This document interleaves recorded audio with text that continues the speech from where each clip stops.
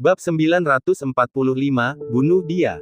Yang Chen tidak terlalu peduli dengan semua hal ini, dia tidak punya perasaan terhadap gerbang Luoseng. Terus terang saja, dia dan Kaisar Bai Wei hanya memanfaatkan satu sama lain. Tuan Wu, Anda harus membela kami. Tuan Wu, Anda harus membela kami. Anak ini, dia hampir membunuh kami. Beberapa penjaga berteriak dengan berbagai emosi saat mereka mencengkeram kaki Tuan Wu dan memohon dengan air mata mengalir di wajah mereka. Wanita yang mempesona itu merasa kesal dengan teriakan mereka dan menendang salah satu penjaga di wajahnya. Pergi, lihatlah kalian para pengecut. Tuan Wu, bunuh saja bocah nakal ini yang berani membuat masalah di gerbang Luoseng kita. Mari kita lanjutkan hidup kita. Saat mendengar kata bersenang-senang, Master Wu menjadi bersemangat, tetapi dia berhasil menahan keinginannya. Matanya sekarang dipenuhi dengan niat membunuh terhadap Yang Chen. Nak, jika kau ingin mati, setidaknya jadilah hantu yang berpengetahuan. Nasibmu karena membuat masalah di gerbang Luoseng adalah kematian. Master Wu tiba-tiba melepaskan auranya, memperlihatkan bahwa ia telah mencapai tingkat 5 alam bela diri sejati. Ekspresi Yang Chen acuh tak acuh. Saat Master Wu melepaskan auranya, Yang Chen juga tiba-tiba melepaskan auranya sendiri. Alam bela diri sejati tingkat 7, memberikan Master Wu tekanan yang kuat, menyebabkan dia berubah warna secara drastis karena terkejut. Kamu masih sangat muda, tetapi kamu memiliki kekuatan seni bela diri yang begitu kuat. Tuan Wu, bahkan tanpa tahu apa tujuanku di sini hari ini, kau ingin membunuhku. Kau benar-benar serius menjalankan peranmu sebagai seorang tetua. Suara Yang Chen dingin saat berbicara, juga melirik wanita menawan di pelukan Tuan Wu. Melihat kekuatan Yang Chen, Master Wu tidak dapat menahan diri untuk mengingat bahwa dia bahkan tidak menanyakan alasan tindakan Yang Chen sebelum mencoba bertindak. Ini sama sekali tidak masuk akal. Dia tidak dapat menahan diri untuk tidak melotot ke arah wanita di pelukannya sebelum terbatuk 2 kali dan berkata, "Baiklah, temanku, setidaknya kau harus menjelaskan mengapa kau menyakiti murid-murid gerbang Luoseng kami. Jelaskan, apa yang harus kujelaskan padamu?" Para penjaga ini tidak dapat mengenali benda ini, jadi sebagai seorang penatua, lihatlah baik-baik. Ekspresi Yang Chen dingin saat dia melemparkan token itu ke Master Wu. Tuan Wu awalnya bingung, tetapi setelah melihat karakter, Wei, dan Kaisar, yang tertulis di token, seluruh tubuhnya bergetar. Kamu dikirim oleh orang hebat itu. Apakah Anda masih perlu bertanya kepada saya? Saya menunjukkan token ini kepada para penjaga, tetapi mereka masih berani mengusir saya. Baiklah, sangat bagus, Tuan Wu, menurut Anda bagaimana reaksi orang itu jika saya menjelaskan hal ini kepadanya? Teriak Yang Chen dengan marah. Orang itu tentu saja Bai Wei, yang telah memberitahu gerbang Luoseng.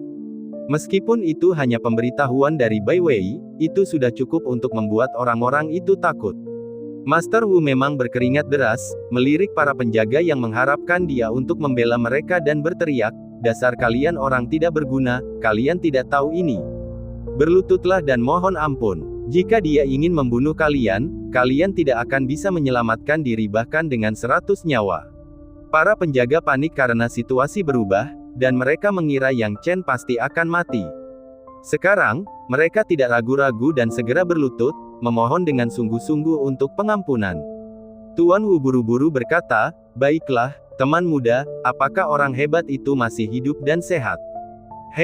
Master Wu, apakah otakmu rusak? Bahkan jika kamu mati 10 kali, itu tidak akan memengaruhi orang bermarga Bai itu sedikit pun." Yang Chen mencibir. Bagaimana mungkin dia tidak melihat upaya penyelidikan Master Wu? Upaya penyelidikan Master Wu sungguh canggung. Tentu saja, karena lawannya mempunyai niat menyelidiki, dia tidak keberatan mengungkapkan beberapa informasi, seperti fakta bahwa orang hebat itu bermarga Bai, sehingga Tuan Wu akan mengerti bahwa dia memang dikirim oleh Bai Wei. Wanita yang mempesona itu sama sekali tidak mengerti situasi dan hanya berkata, "Kamu belum selesai. Aku masih menunggu untuk kembali ke kamarku. Kamu tidak ingin memakanku. Enyahlah." Master Wu berkeringat deras dan berteriak keras.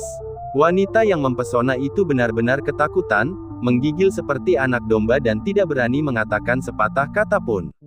Tuan Wu berkata sambil tersenyum ramah, "Baiklah, teman muda, silakan ikut aku. Aku akan segera melaporkan masalahmu kepada para petinggi di gerbang. Oh, Yang Chen menyipitkan matanya, mengetahui rencana kecil Tuan Wu. Baiklah kalau begitu. Tuan Wu buru-buru menyiapkan sebuah kediaman taman yang sangat elegan untuk Yang Chen tinggali terlebih dahulu. Setelah pengaturan selesai dibuat, Master Wu bertanya, bolehkah saya tahu nama Anda, Tuan? Nama keluarga saya Yang, kata Yang Chen, hanya menyebutkan nama keluarganya tanpa menyebutkan nama lengkapnya. Dia tidak ingin menggunakan identitas Bai Yunfei lagi, karena jika identitasnya terbongkar, Bai Wei pasti akan terlibat. Karena Kaisar Bai Wei tidak berniat melindunginya, maka dia tidak perlu melakukannya. Jadi, Yang Chen memilih untuk menggunakan nama keluarganya sendiri. Sepanjang perjalanan, ia hanya memberitahu orang lain bahwa nama belakangnya adalah Yang, tanpa pernah menyebutkan nama lengkapnya. Kehati-hatian seperti itu akan membantu mencegah kebocoran informasi dan pelacakan. Tuan Wu tersenyum ramah, baiklah, Tuan Muda Yang, mohon tunggu satu malam. Saya akan segera memberitahu para petinggi lainnya tentang masalah ini.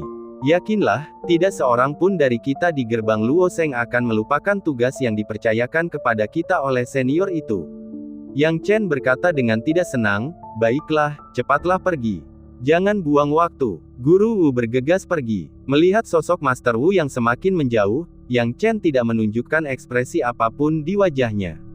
Dia tidak percaya bahwa dia akan dapat dengan mudah menjadi pemimpin sekte Luosengmen dan memenangkan kesetiaan semua orang di sana. Tuan Wu tampak sangat menghormatinya, tetapi entah pikiran jahat macam apa yang tersembunyi di benaknya. Dia harus lebih berhati-hati. Saat dia memikirkannya, saat Guru Wu meninggalkan sikap hormatnya, wajahnya langsung menjadi gelap. Bajingan terkutuk itu masih muncul. Master Wu bergumam dengan marah. Tuan Wu, apa yang terjadi? Wanita yang mempesona itu bertanya dengan sedih. Master Wu menarik napas dalam-dalam dan berkata dengan penuh kasih sayang, sayangku, aku tidak punya pilihan selain bersikap kasar padamu sebelumnya. Anak ini dikirim oleh Kaisar Bai Wei untuk mengambil alih posisi pemimpin sekte gerbang Luoseng. Apa? Menjadi pemimpin sekte? Kualifikasi apa yang dia miliki untuk menduduki jabatan itu?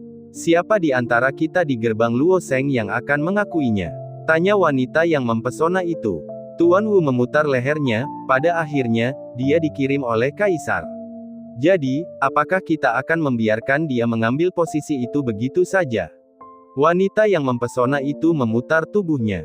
Jika dia benar-benar ingin membersihkan gerbang Luoseng, kita akan menjadi yang pertama pergi. Menurutmu kita akan membiarkannya berhasil?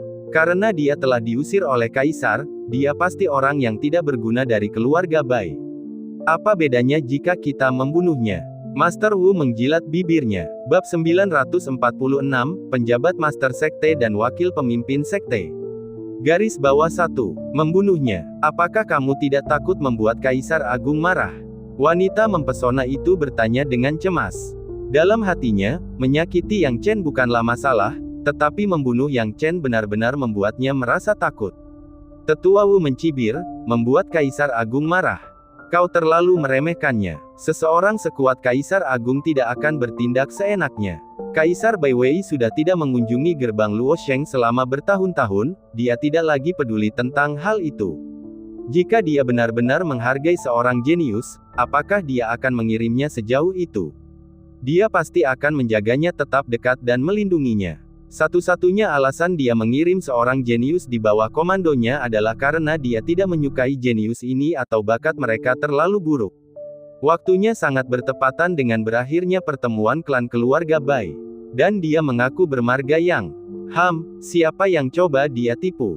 Selama kita membunuhnya dan tidak meninggalkan bukti, Kaisar Agung bahkan tidak akan repot-repot menyelidikinya. Memikirkan hal ini, Tetua Wu memperlihatkan senyum sinis, sangat berbeda dari penampilan kerennya sebelumnya. Dia berkata dengan kejam, mari kita bahas ini dengan anggota tingkat tinggi lainnya terlebih dahulu. Ayo pergi. Meskipun Yang Chen diperlakukan sebagai tamu terhormat oleh Tetua Wu, dia tidak menurunkan kewaspadaannya sedikit pun. Dia tidak percaya bahwa Tetua Wu setulus yang terlihat. Selain itu, saat berada jauh dari rumah, seseorang harus berhati-hati, atau mereka hanya akan mati lebih cepat. Dan malam pun berlalu dengan cepat. Keesokan harinya pada siang hari, terdengar ketukan di pintu, dan pengunjung itu tidak lain adalah Penatua Wu. Yang Chen keluar dari ruangan dan menatap Penatua Wu, berkata, Penatua Wu telah tiba. Penatua Wu tampak jauh lebih serius hari ini, tidak ditemani oleh wanita yang mempesona itu. Dengan senyum menyanjung di wajahnya, dia berkata kepada Yang Chen, Tuan Muda Yang, diskusi kita tadi malam telah selesai. Silakan ikut dengan saya. Yang Chen melihat senyum Tetua Wu, dan intuisinya mengatakan bahwa pria itu tidak baik hati. Namun, karena dia sudah ada di sini, dia tidak punya pilihan selain waspada.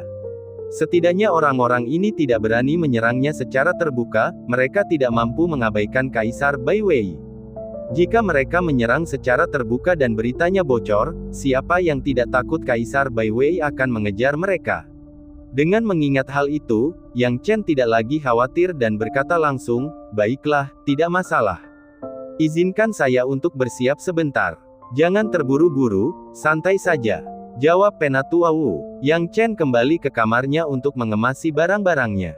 Lebih tepatnya, dia telah menyiapkan semua tindakan penyelamatan nyawanya. Setelah itu, Yang Chen pergi bersama Penatua Wu. Ketika mereka muncul kembali, keduanya telah tiba di dalam aula utama gerbang Luosheng. Aula besar itu dibangun dengan baik, dikelilingi oleh seniman bela diri dengan aura alam bela diri asal. Ada juga banyak seniman bela diri alam bela diri sejati di dalam aula. Penatua Wu jelas merupakan pejabat tinggi di gerbang Luosheng. Begitu dia tiba, para penjaga dan orang-orang lain menyambutnya satu demi satu, salam untuk Penatua Wu. Memberi penghormatan kepada Tetua Wu. Penatua Wu mengangguk puas, menikmati pujian mereka. Dia menuntun Yang Chen ke depan, dan akhirnya memasuki aula utama. Begitu mereka memasuki aula, Yang Chen merasakan jiwa-jiwa menyelimuti tubuhnya.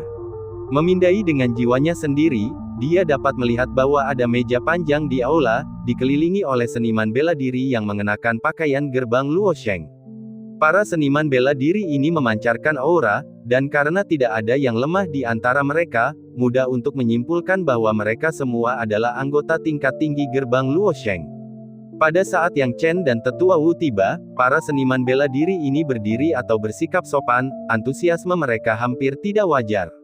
Pemimpin sekte, Tetua Wu dengan cepat menyapa salah satu pria itu sambil mengangguk dan membungkuk. Pria yang disapanya adalah seorang pria setengah baya yang kekar, yang tampak jujur dan berpikiran sederhana. Ketika dia tiba, dia menepuk bahu Penatua Wu dan kemudian menatap Yang Chen, sambil tertawa, ini pasti Tuan Muda Yang. Siapa ini? Yang Chen bertanya dengan bingung. Penatua Wu dengan cepat menjelaskan, ini adalah pemimpin sekte gerbang Luosheng kami, Fu Yunhe. Fu Yunhe melambaikan tangannya, Penatua Wu, apa yang kau katakan? Aku hanya seorang pemimpin sekte sementara, paling banter hanya sementara. Bagaimana mungkin kau lupa menyebutkan itu? Tuan muda yang dikirim ke sini oleh Kaisar Agung untuk mengambil alih posisi pemimpin sekte gerbang Luosheng, posisi itu pasti miliknya. Aku hanya seorang pemimpin sekte sementara. Ah, kesalahanku, Tetua Wu tertawa. Dengan kata-kata yang benar, Fu Yunhe berkata, Tuan muda Yang, silakan duduk. Yang Chen melihat kesopanan Fu Yunhe tetapi tetap waspada. Atas undangan Fu Yunhe, dia tidak ragu-ragu dan mengambil kursi utama. Ini adalah kursi yang baru saja diduduki Fu Yunhe. Yang Chen bukanlah tipe orang yang akan berdiam diri saja, karena dia sudah duduk di sini, dia sudah mengamati sebagian besar situasi di sekitarnya. Ada lebih dari 200 orang di aula utama, mungkin anggota tingkat tinggi gerbang Luosheng. Di antara 200 orang ini, lebih dari 100 adalah tetua alam bela diri sejati seperti Tetua Wu. Mereka kemungkinan adalah tetua pinggiran dengan sedikit kekuasaan, hidup dari orang lain sambil menjilat orang-orang di atas mereka di gerbang Luosheng. Di antara 100 orang yang tersisa, lebih dari 60 memiliki kekuatan di lapisan pertama dan ketiga alam bela diri bumi. Dari sekitar 40 orang yang tersisa, lebih dari 30 orang memiliki kekuatan antara lapisan ketiga dan kelima alam bela diri bumi. Adapun beberapa yang tersisa, seperti Fu Yunhe, kekuatan mereka tak terduga, Yang Chen tidak dapat menembus rahasia mereka. Mereka mungkin berada di atas lapisan kelima alam bela diri bumi. Sebagian besar seniman bela diri memiliki ekspresi ramah, tetapi beberapa lusin dari mereka menatapnya dengan dingin, sikap mereka menunjukkan perlawanan yang jelas. Salah satu pria tua, yang kekuatannya kemungkinan di atas lapisan kelima alam bela diri bumi, tampak lebih dingin, seolah-olah dia sangat tidak ramah terhadap Yang Chen. Yang Chen memilih untuk menyerang lebih dulu. Siapa ini? Fu Yunhe terkekeh, ini Zhou Qing, wakil ketua sekte. Oh. Yang Chen mengangguk sambil berpikir. Dia tidak punya perasaan buruk terhadap Zhou Qing. Meskipun Zhou Qing menatapnya dengan dingin, dia tampaknya tidak punya niat buruk terhadap Yang Chen. Sebaliknya, Yang Chen lebih waspada terhadap Fu Yunhe, merasa bahwa dia bukan karakter yang baik dan dia masih tidak bisa melihat apa yang salah darinya. Zhou Qing berkata saat ini, kamu, seorang anak bermarga yang ingin menjadi pemimpin sekte gerbang Luosheng. Kualifikasi apa yang kamu miliki? Apa yang kamu andalkan? Zhou Qing, apa yang kau bicarakan? Fu Yunhe menegur. Tuan muda yang dikirim oleh Kaisar Agung sendiri, memegang tanda dari Kaisar Baiwei. Bagaimana kau bisa berbicara seperti ini?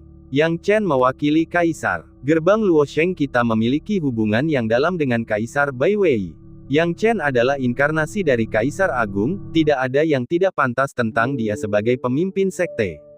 Aku, yang bertindak sebagai pemimpin sekte, lebih dari bersedia untuk menyerahkan jabatan itu. Bab 947, Dua Fraksi Utama. Dalam perkataan Fu Yunhe, semuanya tampak sudah dianggap biasa saja, seolah-olah Yang Chen menjadi pemimpin sekte adalah hal yang wajar, fakta yang tak terbantahkan. Siapapun yang mencoba menghentikannya akan melawan tatanan alam.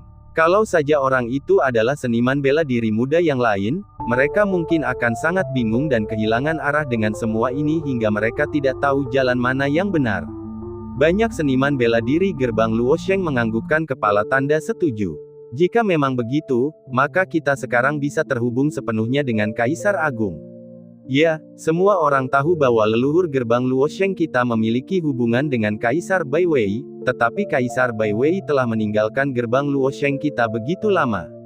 Sekarang Kaisar Agung memikirkan gerbang Luosheng kita harus tunduk pada niatnya dengan segala cara yang mungkin. Banyak seniman bela diri menimpali dan menyetujui kata-kata Fu Yunhe. Semakin banyak hal ini terjadi, semakin berhati-hati Yang Chen. Ia selalu waspada terhadap hal-hal yang datang dengan mudah, dan sekarang tidak terkecuali. Semuanya berjalan lancar, dan ia mengira bahwa mendapatkan posisi pemimpin sekte akan melibatkan banyak liku-liku. Namun sekarang, sebagian besar proses itu tampaknya telah dilewati. Zhou Qing mendengus dingin, tanpa bermaksud berdebat dengan Fu Yunhe.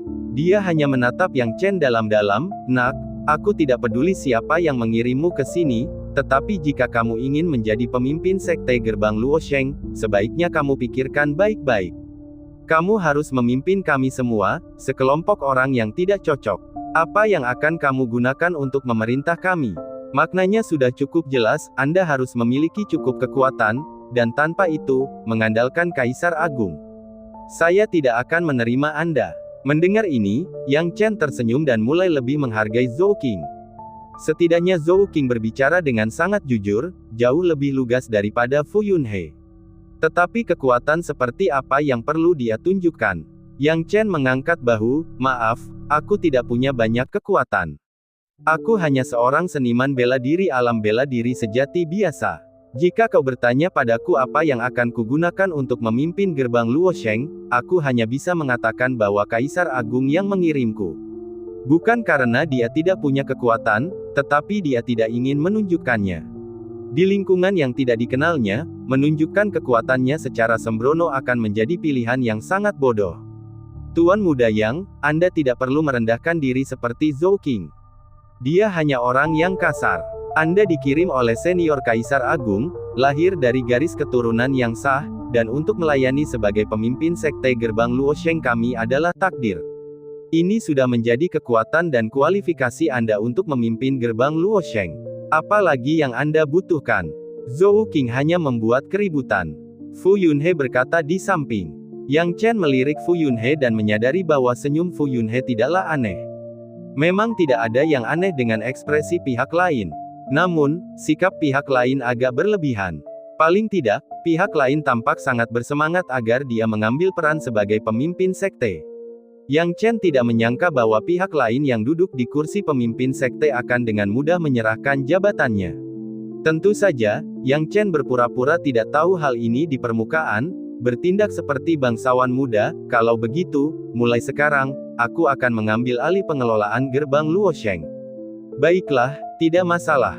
Setelah mendengar ini, Fu Yunhe menunjukkan sikap yang sangat mendukung. Mulai sekarang, semua orang dengarkan baik-baik.